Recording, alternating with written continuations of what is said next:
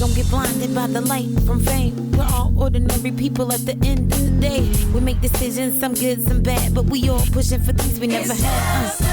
Ordinary people with extraordinary ways. Yeah. Everyday people trying to make a way. It's just us. Ordinary people with extraordinary ways. Yeah. Trying to make a difference step by step each day. It's just us.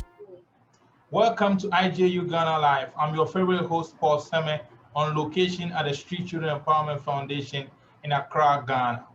On today's show, we'll be discussing her journey, some of her struggles, and her successes with my guest, the founder and president of It's Just Us Production, LLC. Charlene, welcome to IJU Ghana Live. Paul, hey, I am so excited to be here. Thank you for letting me come and to be a part of this fantastic journey that we're on together. Okay, would you kindly, I know I have given a bit of an intro to yourself, but would you kindly, how all of this started? How did you start all this journey? IJU, It's Just Us Productions. Sure. So it actually started in 2008, 7, 8. I'm losing the date a little bit, the year a little bit, but it started with me working with artists, providing artist management services, and mostly with musicians and vocalists who had some great music. And I have a friend and a business acquaintance, rather, Aubrey Patmore, who said to me, hey, you have some great music, some great content, some great clients. Why not start a radio show so that you can give them access to have their music heard around the world, basically? And that made sense to me. I wanted to do whatever I could to promote their work and to give them as much exposure as possible for people to have a chance to experience some great lyrics, some great musicianship. So that's how it started, with me just wanting to serve others and to create a platform for them to share their crafts, their services, and their information. Oh, great. But I mean, were you originally an artist yourself, or why this industry? What motivated you to get into this industry? Wow. So no, I wasn't an artist myself. I sing, but I'm not a singer. So that wasn't it. My very first client gave me a flyer to invite me to his live DVD recording at a local venue here in Atlanta. And he gave me the flyer, and I thought, wow, I can touch this up a little bit, make it pop a little bit more. So I redesigned the flyer, presented it to him, and said, hey, touch this up a little bit. Maybe this is something that you can pass out to your friends. There were some hotels in the area near the venue. It's like, well, you can take them to the concierge, and perhaps they can have it on the counter, or if guests come and say, what's going on in town, we can say, hey, go and check out this live performance tonight over here at this venue. So it was really passion, Paul. It was just really a passion and a desire to serve. I saw what I thought was a need. I had the skill sets to fill that need, and ended up with the most clients that I had at one time. I think I had maybe 7 or 8 clients at one time that I just really wanted to serve. And then the radio show coming along was just a wonderful bonus, I thought, to give them more exposure. Great. That's a great way to get into, I mean, only if my viewers knew that little tasks as volunteering to do something could lead to starting a big production house like It's Just Us Production. Everybody who's watching the show, you know where to start. Pick up a volunteer task, not always looking out for money. So your first tip from the founder of It's Just Us Production, volunteerism is always a start. All right, so tell us, again, help my viewers and listeners to understand how you were able to make this practical. Did you study this in school? you have a communication background certificate, or did you take any professional courses so to be able to actualize this dream?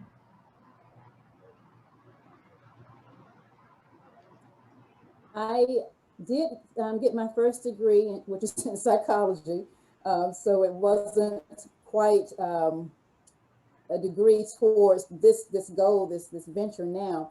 But I just really needed to understand um, people, not necessarily to read them or to diagnose or anything like that, but just to be able to communicate, to understand, to see what makes us respond and react the way that we do to certain circumstances. So my first degree, I didn't get that until maybe 2012 or somewhere around there. Okay.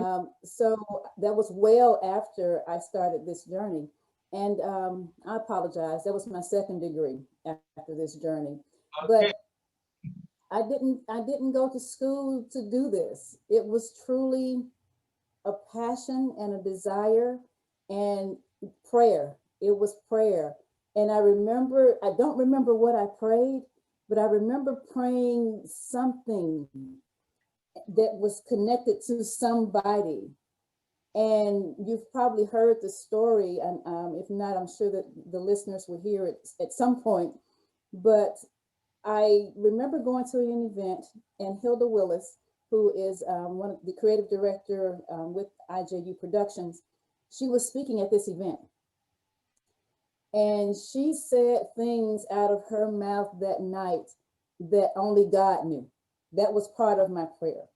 Wow. And when she and I started talking, she was a little, okay, who are you? Why are you in my life? What's really going on here? Which I understand, because she's a wonderful person in this world and doing some great things.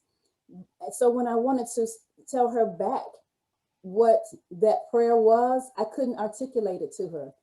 Whatever she said resonated with my spirit, and I knew that she was someone that was supposed to be in my life for the journey that hadn't yet unfolded.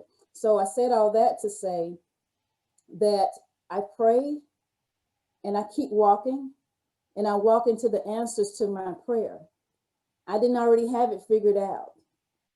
I knew to seek wisdom, to seek knowledge, and to seek guidance. And I trusted and believed that those people, those opportunities would then line up and come into my life.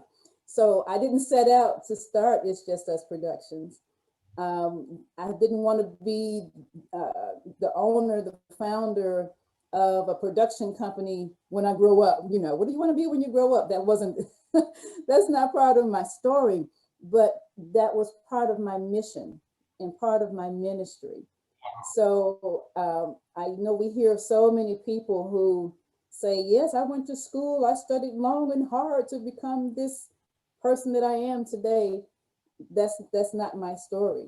And I'm good with that. I'm honored to have been chosen to do what I do. Great. So this has already answered a part of the question. I was curious about what inspired the final vision of IJU production. But I just want to apologize to my viewers and my listeners. Like I said, I'm on location at the Street Children Empowerment Foundation in the middle of Accra, in Accra Central. And I'm really, really glad to be talking to Charlene. So you will hear some background noise. Please, I apologize sincerely for this. But this is the essence of the show. It's an international show where I am on location in Accra, and I'm having a beautiful chat with Charlene all the way in Atlanta. So Charlene, would you, let's bring our viewers back into the conversation. Another tip that I picked from you is that it's not all about your education. Sometimes, no matter what you believe in inspires your final vision. You must know what you are called for, and you must play into what you are destined to do. And I am really, really glad to be part of this global brand and to be part of this big vision and destiny that God has chosen you to be in. So now let's bring it home to Ghana. How did this journey, I know we have told our viewers the journey, but did you think of IJU Ghana Live this past when you were embarking on your trip to Ghana in our last intro conversation with viewers? Wow. So when I came to Ghana in 2019, I came on a missions trip, and my mission was truly to connect people, myself with people, to meet people there and connect them with people back in the States, to share any information, but mostly to receive. I needed to receive so much. I wasn't brought up in a way where my parents really um, created opportunities for me and my sister to be exposed to our heritage, which comes from the continent. I didn't get that growing up. So the trip was necessary. It was amazing. It was life changing for me to be there. As it pertains to IJU Ghana, you know, after meeting you, Paul, and we had some email conversations, a couple of WhatsApp conversations before I got there. And I think that the essence of this mission for this production company, for this brand, just started unfolding for me during our conversations and our time together. Okay. And it let me dropped in there. Yeah, go ahead. there for another tip for our viewers. Like we promised in the beginning, the show is going to show you how unique and diverse we are, and also show us lessons that we can learn.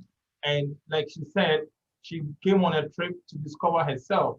Sometimes what you intend for a trip may not be what will be the result. You could even get bigger. And like she's saying, she came to Ghana to, and she actually found something that should happen now. And she found healing herself. So it's great to travel because the things you get from travel are priceless.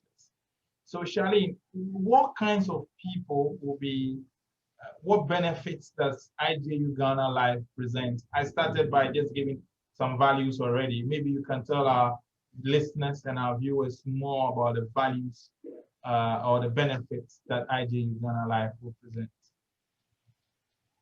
Sure. The types of guests, I think that's what the first part of your question. Yes. It's just us. Yes. I've had the opportunity to speak with people from several corners of the globe. Actually, I've spoken with dignitaries and government type officials to my next door neighbor. And so everyone in between. This is a place for all of us to come and to share and to give and to receive. And as it pertains to values, going back to my time while I was in Ghana, I wanted to just put everything in a big box and bring it all home to me so that I could tell people, this is the traditions that we still practice today. This is the why of why we do these things. This is the how of it, the colors, the culture, the food, the smells, the sounds. I wanted to put all of that into a box and just bring it back with me to Atlanta. Of course, I couldn't do that. So I think that IJU Ghana Live is that, right? It creates an opportunity for the things that I could not bring back with me, for us to still be able to bring back to the United States and to the world through this platform. I'm excited about that. I think that is necessary. Our voices, our stories, and our experiences need to be heard for generations to come. And the generations that are here now, we have to tell those stories and share that information for my grandbabies and for your babies and your soon to be well, not soon, I'm sorry, your future grandbabies. So we have to do this now. The time is now to create those opportunities. Thank you. Again, you have just like opened a whole box with this show and with this start comments that we are storytellers as Africans. If those who know our history quite well, I grew up with my grandmother and my grandparents, so they pretty much told us a lot of stories. The only thing we didn't do with our storytelling is that we couldn't put it, document it. Now, on Yes. IJU Ghana Live, we get a chance to have this show recorded. So our children, like Charlene said, unborn, would all, and even here, will know each other, signage among each other, and be able to propel forward as one people. As long as you are Black, you're an African. And again, I'll keep apologizing. My location is in Accra Central. This is typical life in Accra Central. So we are not going to edit this sounds. If you happen to ever travel to Ghana, you would hear this a lot. And Charlene, I recall you were doing an interview in Accra and you had to apologize a number of times. You want to give people in Atlanta a feel of how Accra Central is, like in terms of the background and how busy everything else is.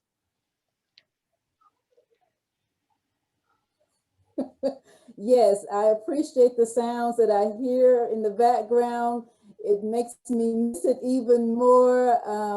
I think the only thing that's missing is the sounds of nature. And that's an inside joke for us here. But yeah, but that's exactly what I'm talking about. So I'm glad that you pointed that out, because yes, now we can be able to experience the sounds and the energy that is there in Accra and in other parts of Ghana as well, as you move about capturing these stories. Great. What platforms or what programs, what events do you think this brand is making in comparison to others, or this brand will make in comparison to others?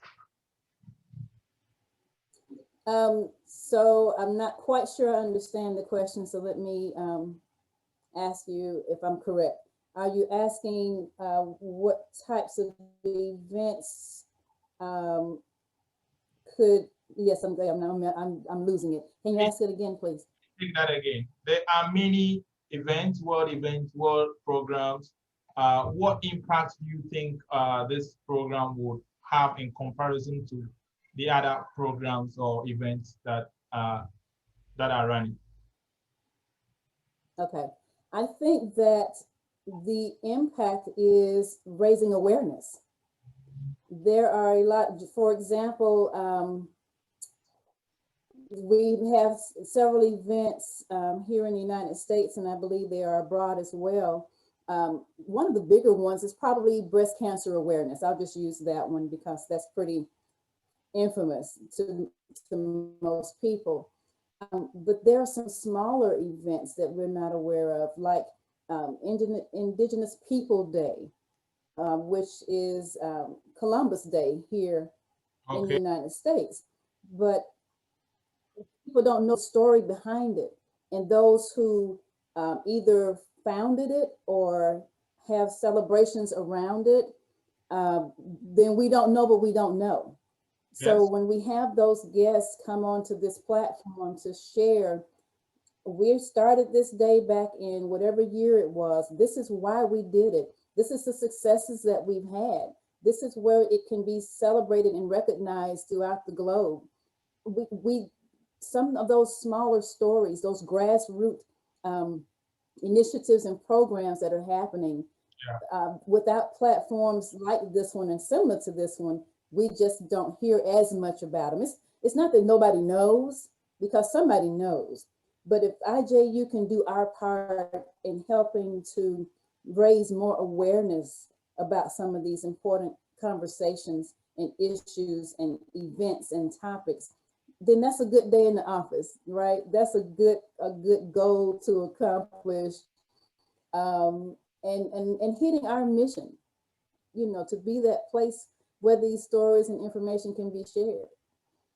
Great. I'm not going to sit here and pretend like I'm not part of this brand. I am the host, your favorite host for IJU Live. And to add to what Charlene have said, you see, when 2020 presented us with a lot of terrible things, we started off with coronavirus shutting the world, Black Lives Matter, and we've had, I mean, in Ghana, we've had terrible rains and we've had several things. And you will feel that when these things are happening, you would expect that Africans on the other side, in the West, would console Africans on the continent, or Africans on the continent will console with Africans in the diaspora. But it doesn't happen. You would see it's almost like lack of concern or lack of protection or lack of involvement in each other's.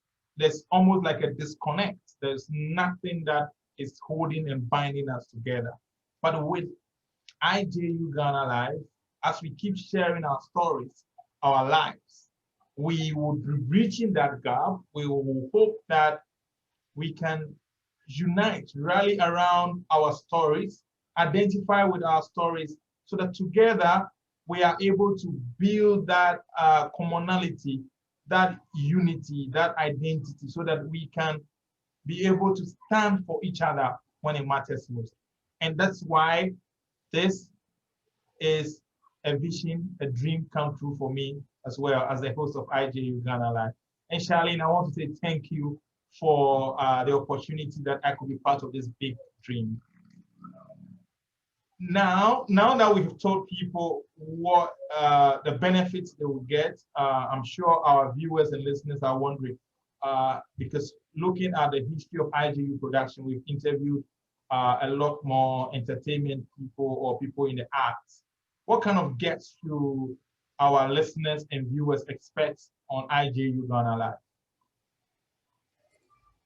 Well, let me start off by saying, Paul, I am so thrilled to be working with you in this capacity. Friends first, partners, you know, I'm going to use this comparison. It's just us, right? Yes. It's the makings of, it's just us, but it's the makings of a beautiful relationship. Yeah. Two people meet, they become friends, they build a bond, and then they start doing life together. Yeah. And that's what we have here with you there in Ghana, and a part of It's Just Us. So welcome and thank you for stepping up and saying, yes, I really want to make a full commitment to this relationship. So I appreciate that. On another platform, on another interview, I'll tell listeners my journey from moving from being a consultant, head of an NGO, to become a host of a show. It's a whole show on its own. You're right. That's a story that needs to be told, and you're absolutely right. It's a whole show.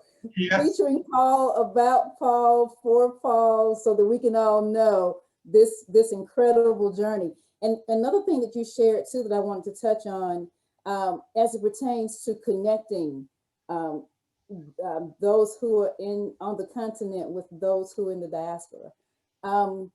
One thing that you and I talked about when I was there was the myths that exist, because we depend on third parties, if you will, to tell us the other person's story.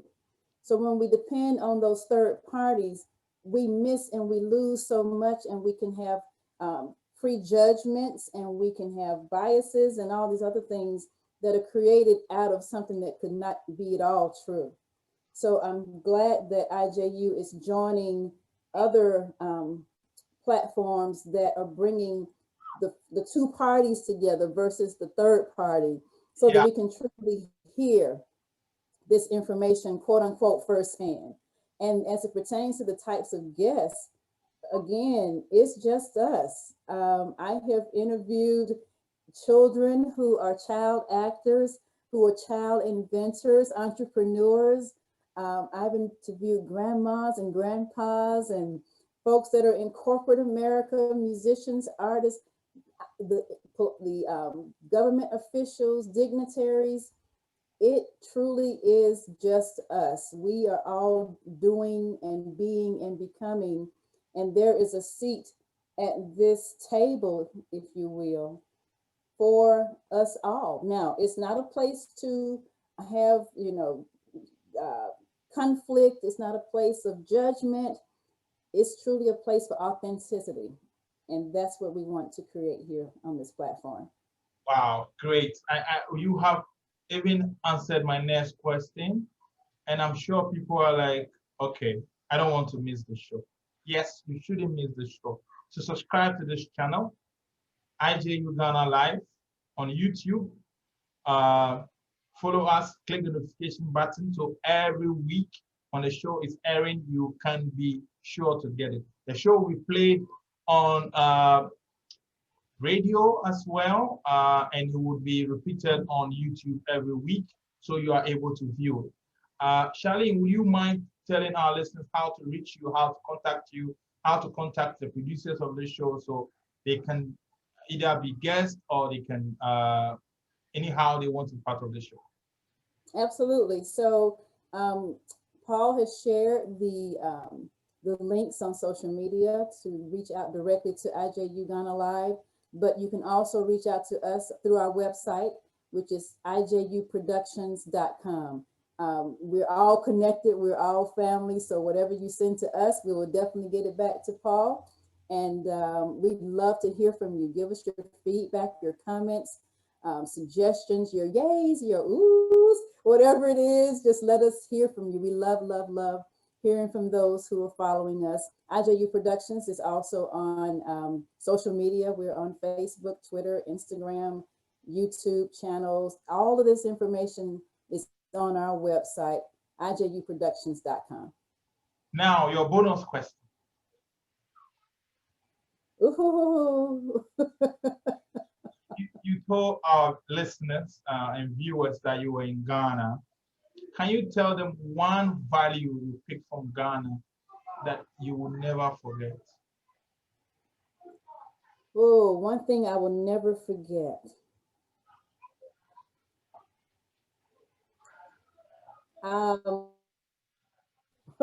There was so much. I was there for 2 weeks, and I need to narrow it all down to one experience.